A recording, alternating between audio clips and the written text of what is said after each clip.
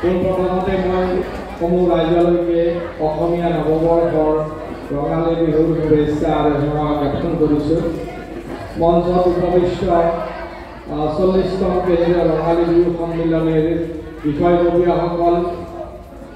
সংগ্ৰামৰ বিশিষ্ট ব্যক্তিসকল, বিহুবলীয়া ৰাইজ, কণ কণ ছাত্ৰ ছাত্ৰীসকল, মোৰ শ্ৰদ্ধাৰ বয়োজ্যেষ্ঠ ব্যক্তিসকল, শ্ৰদ্ধাৰ আই মাতৃসকল।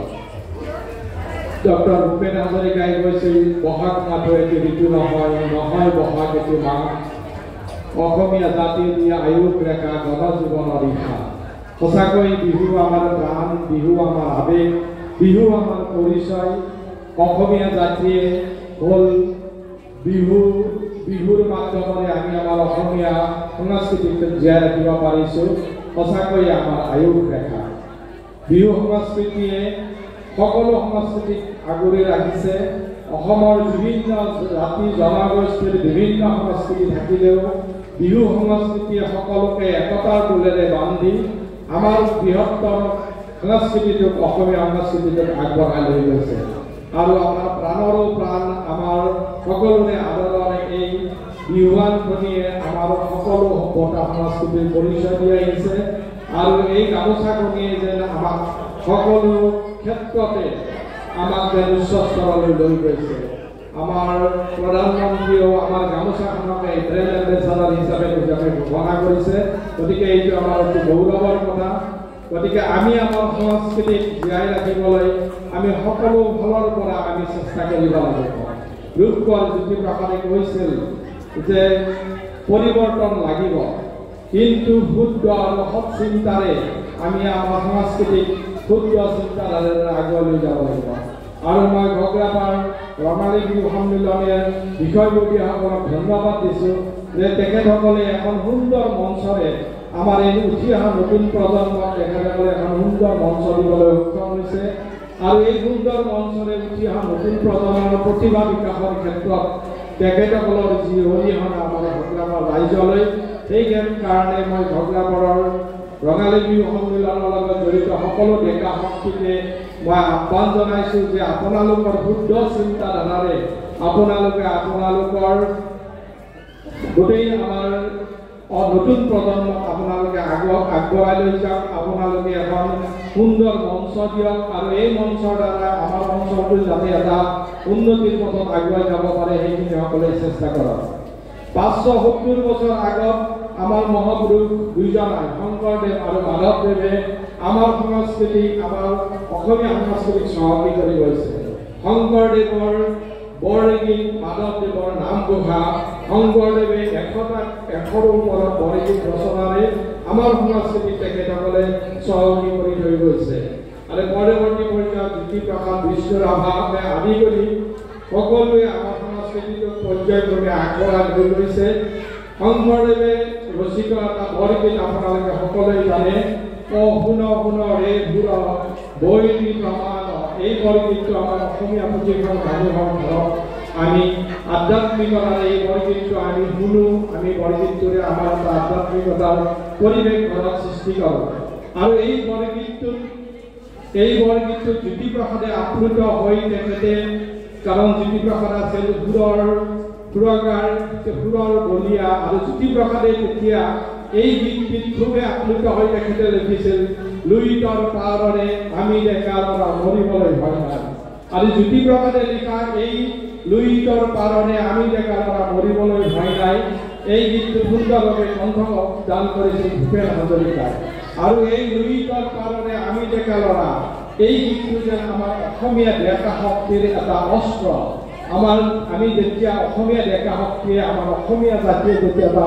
বিপন্নপন্ন হয়, কিবা এটা ভয়ৰ শংকা হয়, বা আমি যেতিয়া আমাৰ জাতিটোক জীয়াই ৰখাৰ কাৰণে আমি বিভিন্ন ধৰণে চিন্তা কৰিব লাগে, তেতিয়া আমি মনত পেলাওঁ, লুইতৰ পাৰৰে আমি ডেকা ল'ৰা মৰিবলৈ আমাৰ ভয় নাই।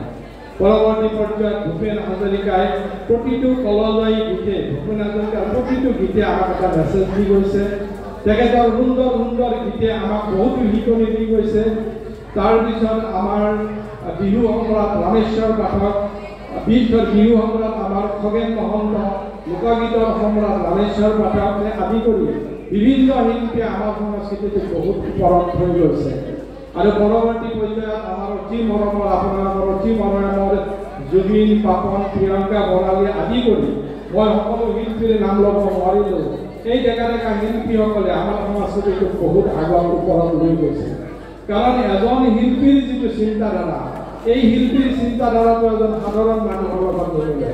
আমি আমাৰ সাধাৰণ মানুহৰ লগত শিল্পীৰ চিন্তাধাৰা নিমিলে কাৰণ এজন শিল্পীয়ে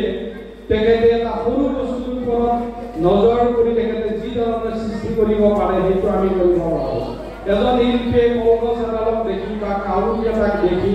বা নাহৰ গছ এজোপাক দেখি বা অটৰিক্সা এখনক দেখি বা বাছ এখনক দেখি যি ধৰণৰ সৃষ্টি কৰিব আমি সাধাৰণ মানুহে সেইটো নোৱাৰোঁ সেইকাৰণে কেশৱ মহন্তৰ গানত খগেন মহন্তই সুন্দৰ কণ্ঠ দিছিলে যে তলতে তালতে কাউৰী পৰে এই গীতটো এটা সুন্দৰ গীত কেশৱ মহন্তৰ গানত খগেন মহন্তই কণ্ঠদান কৰিছিল আৰু আমাৰ অতিকৈ মৰমৰ জুবিনে এই নাহৰ গছজোপাক দেখি যি নাহৰ গছ আচলতে নাহৰ গছজোপাই ধুনীয়া তাত হয়তো সুন্দৰ ফুল নাথাকিব পাৰে নাহৰ ফুল উলটকৈ গছজোপা বৰ ধুনীয়া আৰু জুবিনে নাহৰ গছজোপাক দেখি ওই নাহৰ বুলি এটা বিখ্যাত বিহু গীত ৰচনা কৰিছিলে গতিকে এই যে শিল্পীসকলৰ চিন্তাধাৰা সেই চিন্তাধাৰাটো বহুত ওপৰত আৰু আমাৰ শ্ৰদ্ধাৰ ভূপেন হাজৰিকাই তেতিয়া অটৰিক্সাখনত উঠিছিলে আৰু আপুনিও অটৰিক্সাত উঠিছে ময়ো অটৰিক্সাত উঠিছোঁ আমি বিভিন্ন ধৰণে অটৰিক্সাত উঠিছোঁ ঘূৰিছোঁ কিন্তু ডক্টৰ ভূপেন হাজৰিকাই অটৰিক্সাখনত উঠি যেতিয়া লিখিছিলে অটৰিক্সা চলাওঁ আমি দুয়ো ভাই বুলি এই গীতটিয়ে তেখেতে ডিগনিটি অফ লেবাৰ শ্ৰমৰ মৰ্যাদাৰ ওপৰত ভূপেন হাজৰিকাই গীত লিখিছে সেইকাৰণে মই ক'ব খোজোঁ যে আমাৰ শিল্পীসকলক আমাৰ মৰমৰ শিল্পীসকলক আমি শ্ৰদ্ধা ভক্তি কৰিবই লাগিব আমাৰ শিল্পীসকলক আমি সন্মান দিবই লাগিব আজি আমাৰ ইয়াত বেইজিং কৃষ্ণা বিদ্যুৎ বিকাশ তেওঁলোক আহিব নতুন নতুন শিল্পী মই এই নতুন নতুন শিল্পীসকলক আহ্বান জনাম আজি মই বেইজিং কৃষ্ণা বা বিদ্যুৎ বিকাশক আহ্বান জনাম যে তেওঁলোকৰ সৃষ্টিৰাজিৰে তেওঁলোকৰ নতুন চিন্তাধাৰাৰে আমাৰ সাংস্কৃতিক পথাৰখনক চহকী কৰক আমাৰ সাংস্কৃতিক পথাৰখনক লৈ যাওক আমাৰ এই কণ সন্মুখত বহি থকা ল'ৰা ছোৱালীখিনি তেখেতসকলে সুন্দৰভাৱে আগুৱাই লৈ যাওক গতিকে মই সকলো শিল্পীকে আজি আহ্বান জনাইছোঁ আজি বিহুৰ মঞ্চৰ পৰা সকলো শিল্পীয়ে জাতিটোৰ কাৰণে চিন্তা কৰক জাতিটোক আগুৱাই লৈ যাওক আমাৰ নতুন প্ৰজন্মক বাট দেখুৱাওক কাৰণ এজন শিল্পীৰ গানে কেতিয়াবা আমাৰ আমনিদায়ক সময় সুন্দৰ কৰি তোলে যে এজন শিল্পীৰ গানে কেতিয়াবা আমাৰ আমনিদায়ক সময় সুন্দৰ কৰি তোলে এজন শিল্পীৰ গানে কেতিয়াবা মেডিচিন হ'ব পাৰে সেইকাৰণে প্ৰতিজন শিল্পীৰ প্ৰতি মই শ্ৰদ্ধা ভক্তি জ্ঞাপন কৰি মই বাৰু বেছি দীঘলীয়া নকৰোঁ প্ৰতিজন শিল্পীয়ে এজন সৃষ্টি শিল্পী এটা জাতিৰ গৌৰৱ হ'ব পাৰে গতিকে প্ৰতিজন শিল্পী প্ৰতিজন কণ কণ ল'ৰা ছোৱালীক মই মোৰ বিহুৰ শুভেচ্ছা জনাইছোঁ মই তেখেতসকলক আহ্বান জনাইছোঁ যে আমাৰ নতুন প্ৰজন্মৰ কাৰণে জাতিটোৰ কাৰণে প্ৰত্যেকে কিবা এটা চিন্তা কৰি